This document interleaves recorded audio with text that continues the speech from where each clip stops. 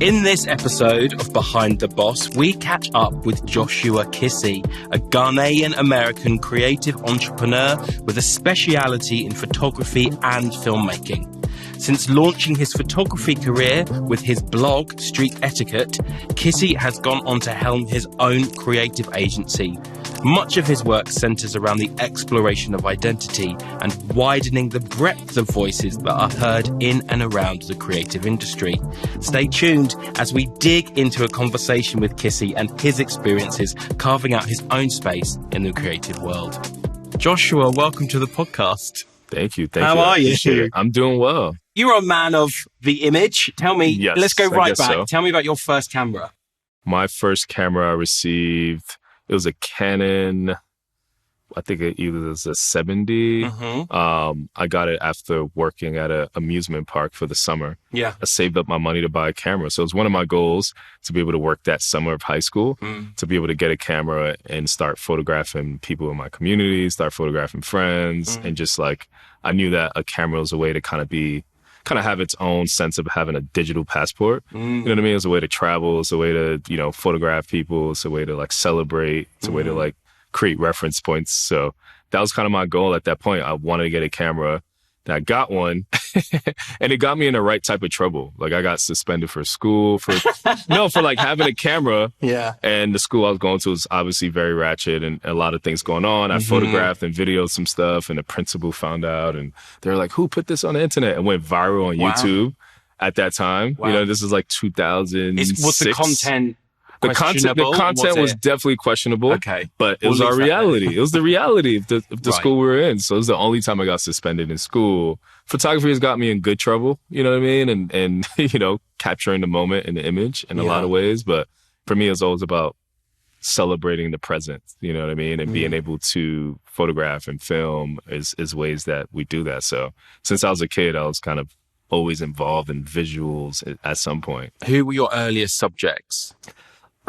Family, right? It starts with the people you love and appreciate. So like my mom, my dad, my sisters, my brother, and then friends. Like growing up in the Bronx, growing up in New York City, there's just so many people, right? There's so many different cultures, so many different aspects to life. So I would just take the train downtown, go to Soho, Lower East Side, and just like meet up with folks, meet up with the creative community at that time and just be able to have a ball. But I think more than anything, it's just more so we wanted to celebrate, especially like posting on Tumblr, early internet stuff, but we just wanted to celebrate the present. Being able to do that at that time was important. So photography was kind of my first swing into things. Yeah. You talk about Tumblr. Was there...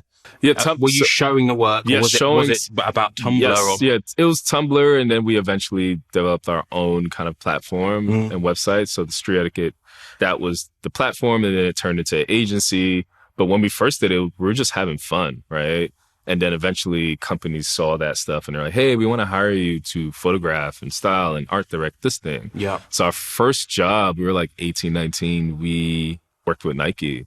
And at that time, we couldn't even drink, right? But they employed us to like photograph and style Kyrie Irving for some college basketball stuff at Duke University. And my parents, they're like, wait, what are you doing? Like, my parents are also from Ghana. So a lot of their reference points for success looked a certain way. Yeah. So they were trying to understand how creativity and careers kind of like went side by side with each other. So that was hard for most parents to grasp, if you've got any kind of...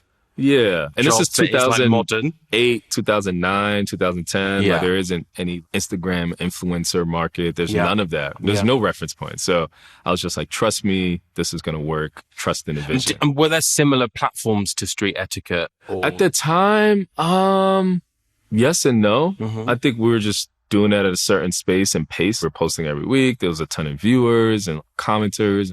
We didn't know we kind of garnered this like global community just by a website. So when I was saying like it was bigger than just New York, but New York is one of those places that once you step outside of your house, you're able to interact with so many different individuals. And I think that was, if we lived in like Idaho, I don't know if it would have popped off the same way. Yeah, okay.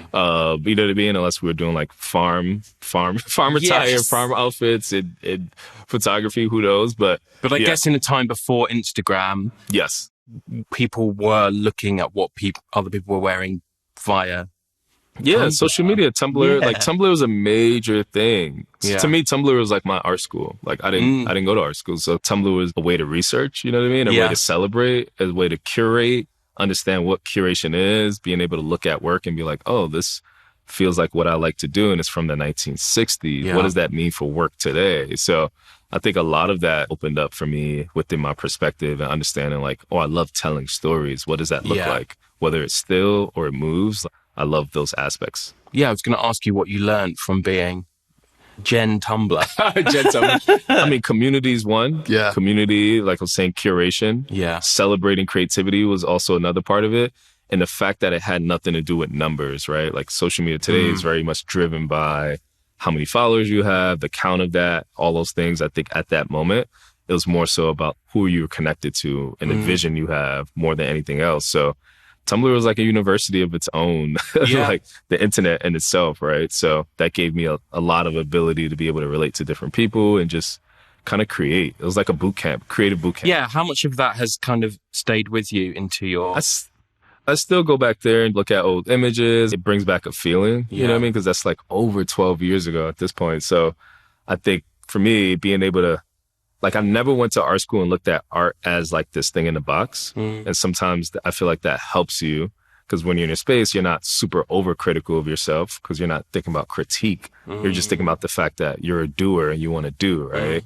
And I feel like a lot of my friends who had the privileges of going to art institutions are very critical of themselves to the point where they don't get to do. Yeah. And for me, I just do. And like, they've been held back by... Yeah, they've been held back by like the structure and the process, the formalness of it all. And sometimes you just need to just do. I want to operate from a spirit of doing over just being critical of myself, you know? Yeah. So how did it develop from there? It developed from there. I mean, we went on to like have a ton of clients, did our thing. And then we eventually were like, okay, I don't want to do creative agency work no more because it was just in service of the client. And plus we got into it so young. By the time we were like, okay, this is it. We were like 27, 28. So we were like, we still have a lot of life to live. Like, what does that look like? And I think for me, that was important to be able to be like, okay, what do I want to do? How do I want to expand? Well, it seems like you approached it by redefining the boundaries of what photography can be and where it can go. And I guess a normal trajectory through a kind of creative industry wouldn't necessarily appeal to you as well. No, I agree. I always talk about this aspect of opening up this kind of middle class creatives. Like it's either you're super privileged, you went to art school, or you're just struggling and just doing a starving artist thing. And I think what the internet has done is open up the gates for folks who are novice or just trying to learn the craft of photography or any creative and be able to be like, oh, I can make a living off of this with this freelance work or contractor work or retainer, whatever have you. But before that, before the internet and digital media in general, you really had to be at pursuit of this craft, do it, and go to school for it and have all those affirmations. But the internet kind of opened it up where brands are like, oh, I'm going to contact this person directly and do that. So it opened it up in the right way. Well, before the internet, it's like, how do you get your work seen? You show it in a gallery. How do you get into a gallery? You go to an art school. You have to have credentials. It was a very, very like structural way to get affirmation and within your career and work. To me, the museums it's the world, it's the people, it's the communities, the neighborhoods. Like I never wanted to lock off what people thought of like what art can be because I already feel like it's already isolating and I didn't want to build up higher walls to walls that are already there. So I'm just like, how do I make it as relatable and accessible as possible? And that's just always been for me. Interesting. Well, I love the idea of it, like creating or helping people to create outside of the box that art has put on itself. And those people in those spaces are amazing. Like there's no knock to like going to art school, doing that and being a fine artist. All those things are beautiful. I just think there should be more lanes on how you reach your destination of what you feel like creativity is. And it shouldn't just be one highway there. You know what I mean? Speaking of highways there, you had a medical profession. Yeah, side highway. I think that's just being first generation African. There's the DLE. I like to call it the DLE complex, which is doctor, lawyer, engineer. And it's just, that's the status. And for me, a different box. A different box. A different type of box. I think for me, I mean, my mom works in the hospital. Like those are the things that interest me as far as like helping people and growing up in a house full of empathy in those ways. But I always knew, I was like, oh, okay, if I do this profession, I could do this for like 3 days a week and the rest of the week I could do whatever I want to do. Yeah. It was a balance and compromise, but eventually I was like, I'm not doing that. Yeah. And like, nobody should take advice from this, but I was pretty much acting like I was going to school and I wasn't. Yeah. Until my parents found out. And you then put I was your just, school uniform on. I was just like, I'm going, and like not happening. Yeah. And they found out what I was really doing, but by that time I was getting hired to do shoots and all this other stuff. So my dad was just like, if this works out, you could do it. I'm going to give you 2 years. Okay. Yeah, he was like, if this works out, you could do it. If you don't, then we're going to pick your major. And I was like, damn, okay. That's a deal. Well, very generous, actually. 2 years is great. Yeah, I'm like, 2 years, okay. Like, but it also put the battery in my back to just be like, I could go full blast with this. You know what I mean? From photography to now directing and filmmaking. So it's just like making that transition was important. Yeah. As you moved from kind of this blog world into creative agency world, what were the growing pains of it? I mean, hiring people, right? I think that's a hard thing to do, especially when you hire your friends and the complications that come with that. Yep. Yeah. This is like, here's the people we love who should have the opportunities to do these things. And they don't always pan out the best, but I still believe that you can work with friends. You just have to have really good communication and clarity. You have to have people who understand the opportunity they're being given. That part too. Sometimes your mates just think... Yeah. They're like, yo, we're here. We're just kind of vibing, like all the pros of it, travel, all the glitz and glamour of all that. But that was the hardest part, I think, is employment of folks. And then for us, it was just like, we could continue to do this, but if we do, like I said earlier, you're just always in service to the client. You know what I mean? And I think at a certain point, we're like, we want to do stuff from the heart. To me, there's heart work and then there's client work, just trying to find the in-between.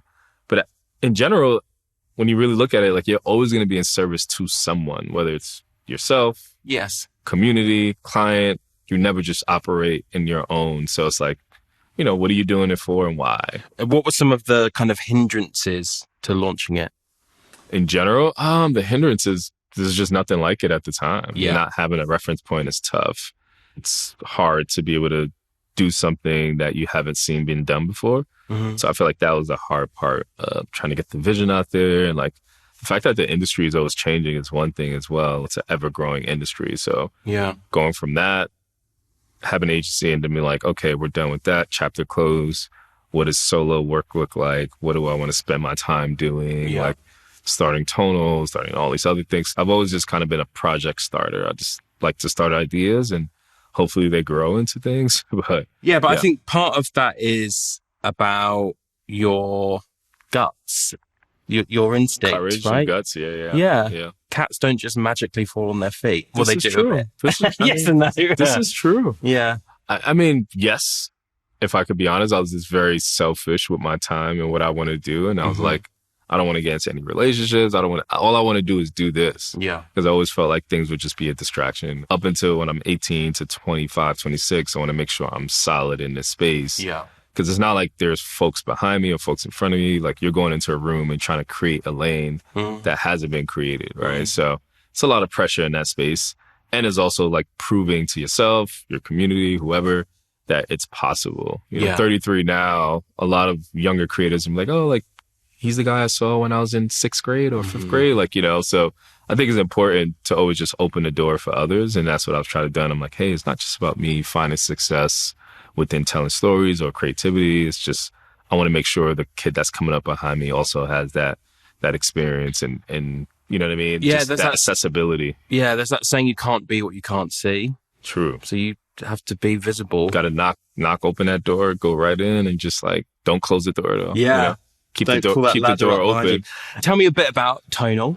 Tonl was started by myself and Karen Okonkwo. This is 2016. But basically it started from the need of having diverse stock photography. And she came to me with the idea and I'm like, yo, I'm not doing this. Stock photography is whack. You know what I mean? I was like, I know what you mean. Yeah, I was like, I want nothing to do with that.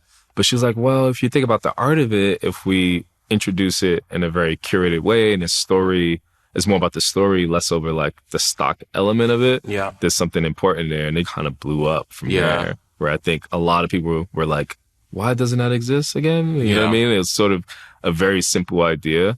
And in ways, what we thought about the project and the brand, it was just like, hey, this is an easy way for brands to be like, we support what representation looks like in this industry just by like subscribing or just by like doing partnerships. And one of the first clients we have was like Google. And they were just like, how do we find technology and representation? How do we break those things apart and start to build this new mold? And after that, there was Nike, and they're like, how do we make sure there's representation within sport? Yeah. And when you think about it, it's just the simple way to think about it is like every facet of our lives represents some sort of image or reference point, right?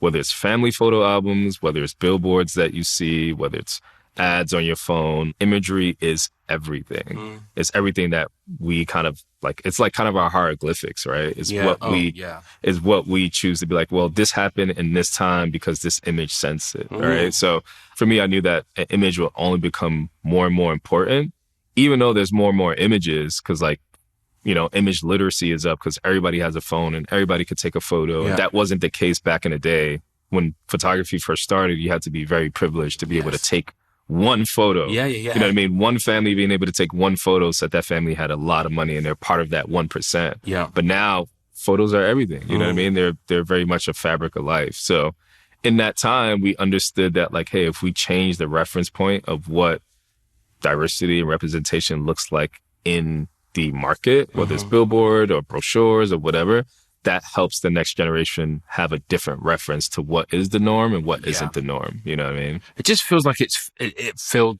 such an obvious gap.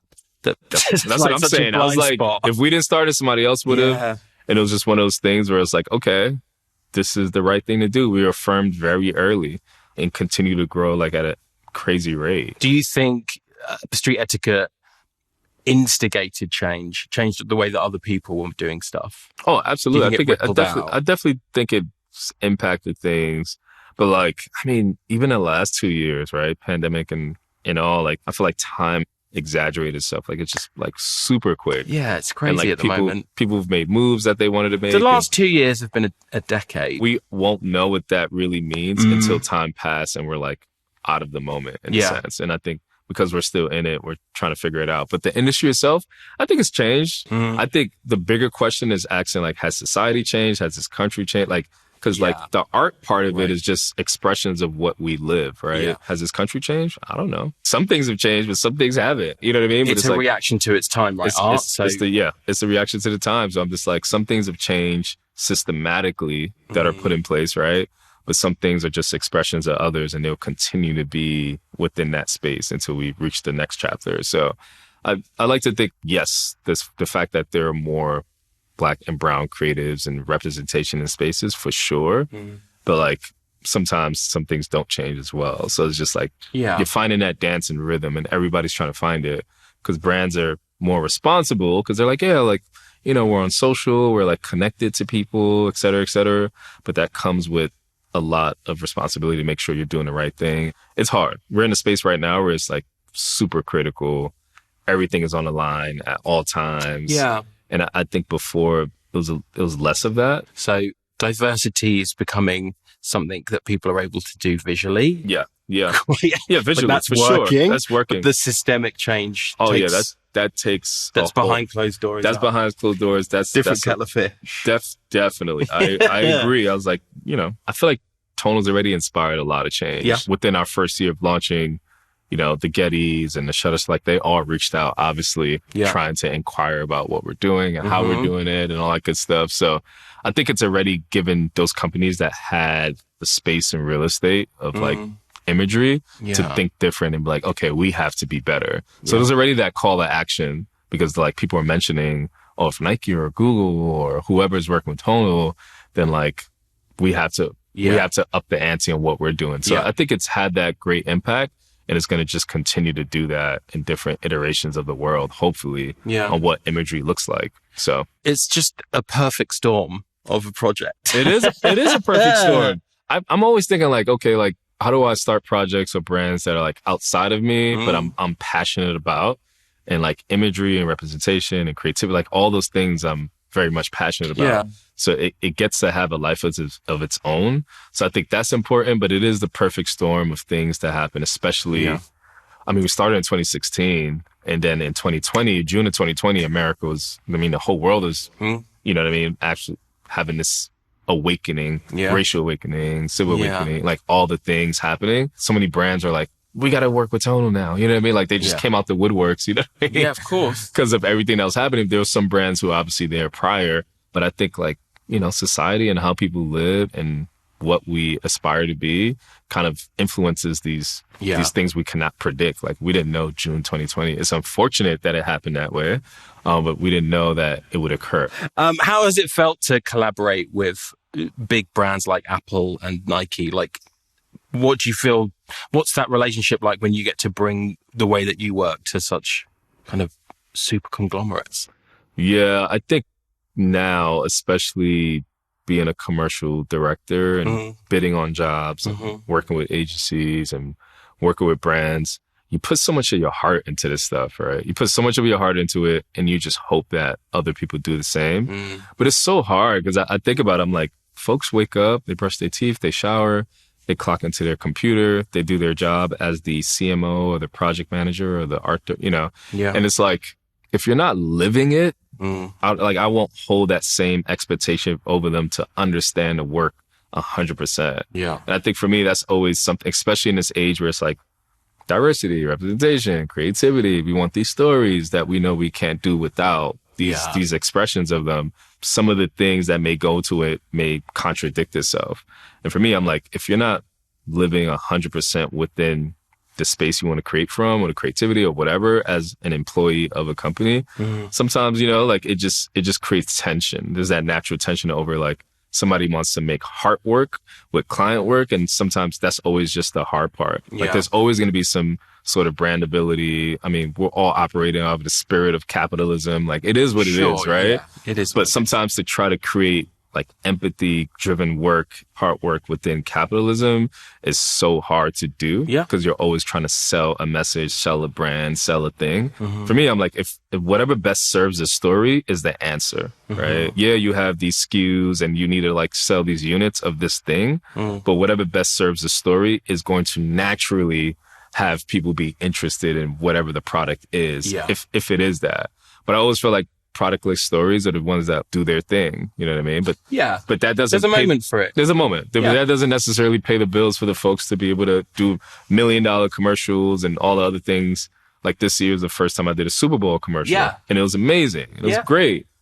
But it was also some complications of doing a Super Bowl commercial. Like a Super Bowl commercial isn't the work that you create for your friends and community, and like you have all the say. It's like as the expectation of it increases, there's just more eyes on the thing that you're creating. So many of my friends struggle with that, where it's like, it is tough, like from a mental health perspective, from like all these things where it's like, you could be making a great amount of money, but does the work fulfill you? That's a whole other aspect of it. So you have to find the balance and dance of doing like contracted jobs and jobs you just got to do and the stuff you want to shift. And understanding that the job isn't about how you feel. That's true. No, you're like, I've got this really strong emotion about where this should go. And it's like, my wife told me that. It's not about how you feel. Absolutely. And sometimes somebody needs to take you out of that. My wife's like, you're not going to work with people you like all the time. That's so, she was like, everybody's not your friend. Like the crews, but like, they're not your friends all the time. It's great to have friends that you work with, whether it's clients and crews and all of that. But she was like, you got to get more realistic. She's like, I go into a job where I may not like everybody, and that's just the normal. And I'm like, oh yeah, I'm being sensitive. You still got to make good work. You still got to be. I was like, I'm being sensitive. Another thing. It's cool. Just you talked a bit about being from Ghana. Oh yeah. Tell me how that feeds into your work or inspires it. Wow. It's so. Just a quick question. I know. I'm like, wow. I mean, everybody's prideful about where they're from, and I think it's amazing. But when I think about being in the diaspora, being born and raised in New York City, in the Bronx, and like where I grew up in the Bronx was like the highest population of people from Ghana outside of Ghana, right? So it's like I grew up in the culture just in a very different way in New York, in a city that's already so diverse and so vibrant in its own way. In 2016, I took a trip just by myself, just like I just want to go experience home and chill, like not work adjacent or anything. And that just kind of opened my eyes to so much. And I know everybody has their like home awakening of like, I'm going to go back to like what ancestral beginnings look like for me. And like, do you feel something? And I think Ghana's a special place because it's one of those places that's a home for many Black people, no matter where you're coming from. It's just like you could pull up here. So everybody from Maya Angelou, Malcolm X, Martin Luther, like James Brown, like so many people have called that a home throughout the centuries, especially after we got our independence in the 1950s.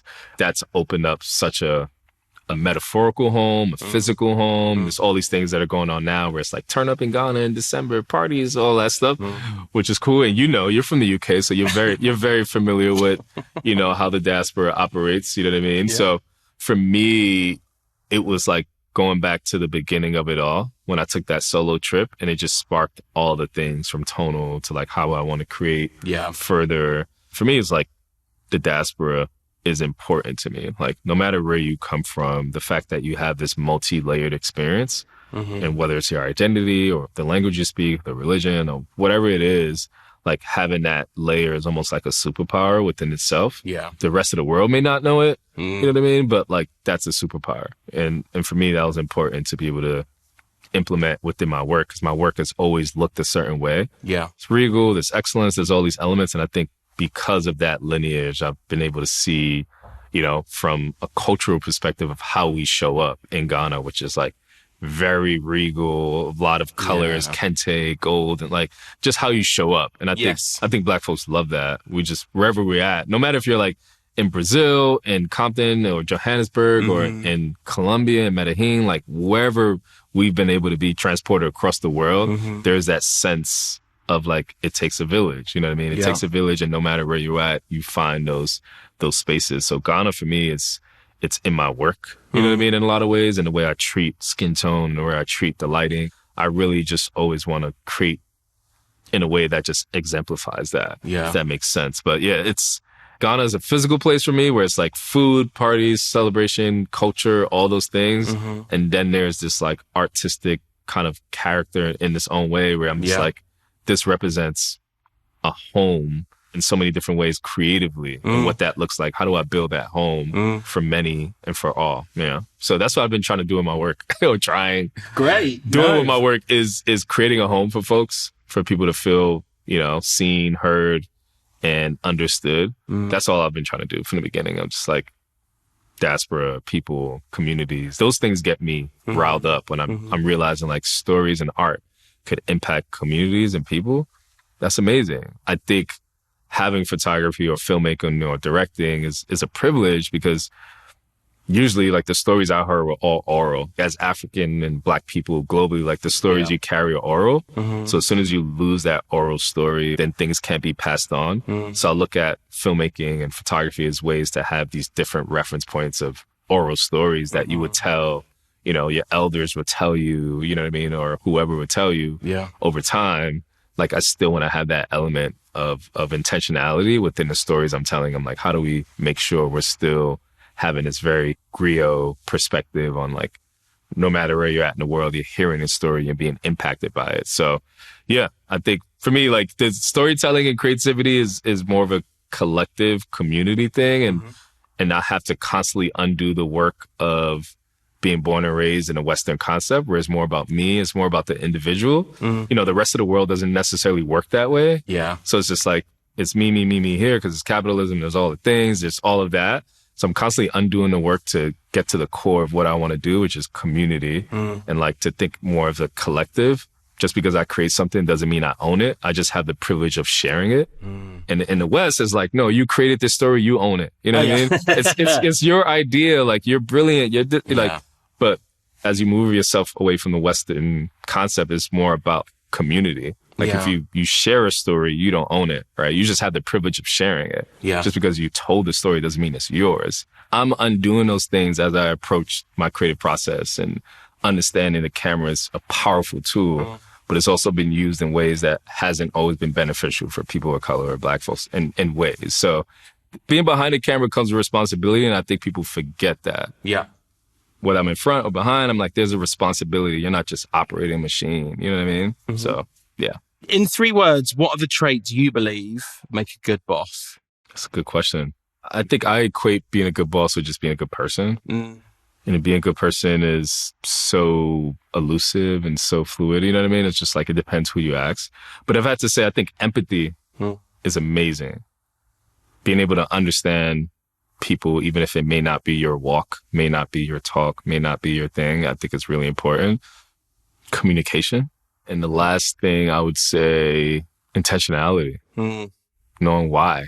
I feel like I always got in trouble for asking why. Yeah. In so many situations in life or whatever. If you find those answers and you could sit within yourself and be like, oh, this is why, then I feel like you're a good leader, you're a good boss in that way. So empathy, communication, intentionality. Fantastic. On that fantastic note, we've come to the end of our podcast. But Joshua, thank you so much for joining me today. I appreciate it. Thank you for listening to Behind the Boss with your host. That's me, Raven Smith. If you want to find out more about what it takes to be a boss and the stories behind the inspirational figures of today, make sure to tune in.